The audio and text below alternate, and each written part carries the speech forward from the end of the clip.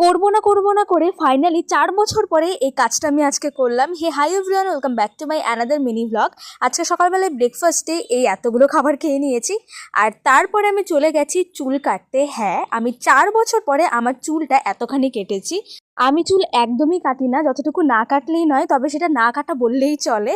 তবে আজকে আমি বেশ অনেকটাই চুল কেটেছি। আমি আগাগোড়াই লং হেয়ার ভীষণ পছন্দ করি, এই কারণে আমার চুল লংই থাকে। তবে এবার সাহস করে বেশ অনেকটাই কেটে ফেলেছি। আর কাটার আরেকটা কারণ হলো চুলের নিচটা কিন্তু একটু পাতলাই হয়ে গেছিল।